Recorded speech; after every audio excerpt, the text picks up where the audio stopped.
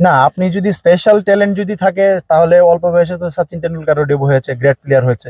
তো এটা আসলে সবার সাথে যাবে না। আমার কাছে মনে হয় যদি স্পেশাল কোনো ট্যালেন্ট থাকে সে অল্প বয়সে ডেবু করতে পারে। তো আলহামদুলিল্লাহ খুবই ভালো গিয়েছে। তো বলতে পারেন যে আমি যেটা চেষ্টা করেছিলাম, যেটা চেয়েছিলাম, আলহামদুলিল্লাহ আল্লাহ সহজ করে দিয়েছে।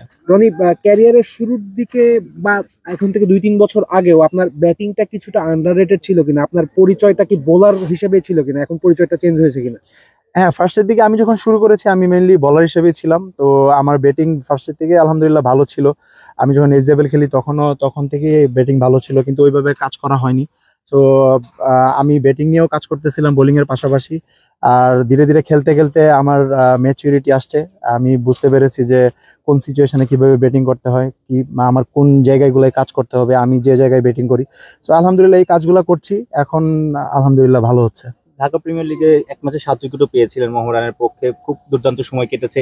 তারপর কিন্তু বিসিবি সিলেক্টররা আপনার উপর ভরসা রেখেছে, আপনাকে অস্ট্রেলিয়া পাঠিয়েছে, এইচপি দলের সাথে পাকিস্তান গিয়েছেন, সবকিছু মিলে ওমান গিয়েছেন।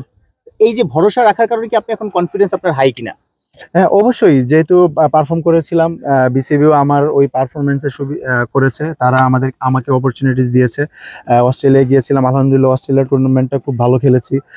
এমার্জিং এ শেখাবে গিয়েছিলাম, ওইখানে হয়তো ওমানে গিয়েছিলাম, ওইখানে ব্যাটিং ভালো হয়েছে, বাট আমি আমার যে ক্যালিবার ছিল ওই ক্যালিবার অনুযায়ী আমি বোলিং করতে পারি নাই। একটা দুইটা ম্যাচে আমি একটু বোলিংটা বাজে হয়েছে।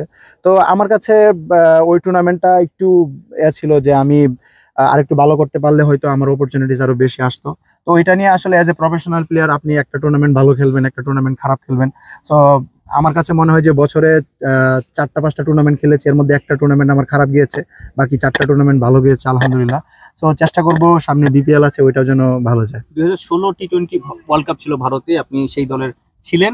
2026-এ আবার ভারত শ্রীলঙ্কাতে টি-20 ওয়ার্ল্ড কাপ। আপনার টার্গেটটা কি 26-এ 10 বছর পর আরেকটা টি-20 ওয়ার্ল্ড কাপ খেলতে চান?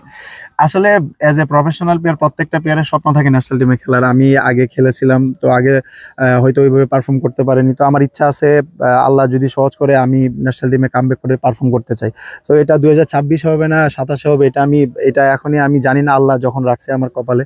তো আমি আমার জায়গা থেকে চেষ্টা করে যেতে চাই। আমি আমার ফিটনেস ঠিক রেখে আমি আমার বোলিং ব্যাটিং দুইটাই যেন আমি ভালো করতে পারি। যদি ভালো করতে পারি তাহলে অপরচুনিটিস আসবে। আসলে আপনি যখন ভালো করবেন তখন আপনার জন্য অনেক দরজা খুলে যাবে, কিন্তু খারাপ করলে আসলে কথা হবে না। সো মেইন টার্গেট থাকবে যেন ভালো করতে পারি, আমার টিম যেটা আমার কাছে ডিমান্ড করে ওটা যেন ফুলফিল করতে পারি। 2-3 বছর ধরেই তো পেস বোলাররা দুর্দান্ত করছে, তাসকিন, শরীফুল, মোস্তাফিজ, এখন আবার অনেকে আছে হাসান মাহমুদ, নাহিদ রানা। এগুলো দেখার পর মনে হচ্ছে যে শুধু বোলিং দিয়ে হবে না, ব্যাটিংটাও লাগবে, অলরাউন্ডার হতে হবে। হ্যাঁ, অবশ্যই, কারণ আমাদের মাশাআল্লাহ পেস বোলাররা অনেক ভালো করতেছে। আপনি যাদের কথা বলেছেন সবাই মাশাআল্লাহ খুব ভালো করতেছে। সো আমার কাছে মনে হয় যে ন্যাশনাল টিমে কামব্যাক করতে হলে আমার বোলিং এর পাশাপাশি আমার ব্যাটিংটা খুব ইম্পর্টেন্ট। সো ব্যাটিং নিয়েও কাজ করছি, যদি দুইটাতেই ক্লিক করতে পারি তাহলে হয়তো অপরচুনিটিস আসবে। ভাইয়া যেমনটা বললেন, ইমার্জিং এ বা 2-1টা ম্যাচ ভালো হয়নি, বিশেষ করে ডেথে দেখেছি বেশ খরুচে ছিলেন। আলাদা করে কিছু কাজ করছেন কিনা ডেথ বোলিং নিয়ে? হ্যাঁ, অবশ্যই, কারণ ওই সময়টায় আমি আসলে আমার কাছে মনে হয় যে আমার ইয়র্কারটা নিয়ে কাজ করা খুব কম হয়েছিল আমি ওইখানে যাওয়ার আগে। তো আমার আমার কাছে মনে হয় যে অ্যাজ এ পেস বোলার, যদি আপনি বলেন অ্যাজ এ স্ট্রাইক বোলার, আপনার ডেতে 2টা ওভার বোলিং করতে হবে। সো এটা খুবই ইম্পর্টেন্ট ডেতে বোলিং করা। তো ইয়র্কারটা নিয়ে এবং আমার চেঞ্জ অফ পেস নিয়ে খুব ভালো আমি এই টুর্নামেন্টের আগে কাজ করেছি। এনসিএল 4 ডে যখন চলতেছিল এর গ্যাপে গ্যাপে আমি কাজ করেছি। তো আলহামদুলিল্লাহ আমি বলবো না যে আমি 100% একুরেট বোলিং করতে পেরেছি এখানে।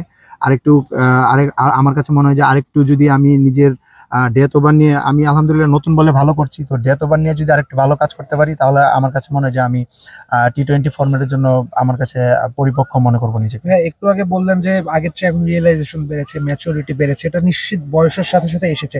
বাংলাদেশের বেশিরভাগ ক্রিকেটারের ক্ষেত্রে এমনটাই দেখা যায়, কিন্তু অনেকেরই আবার অল্প বয়সেই ডেবিউটা হয়ে যায়। সেক্ষেত্রে এই প্রবলেমটাই মানে আপনার ক্ষেত্রে যদি বলি, অনেক আগেই ডেবিউ হয়েছে কিন্তু এখন এসে রিয়েলাইজেশন হচ্ছে, ম্যাচুরিটি বাড়ছে।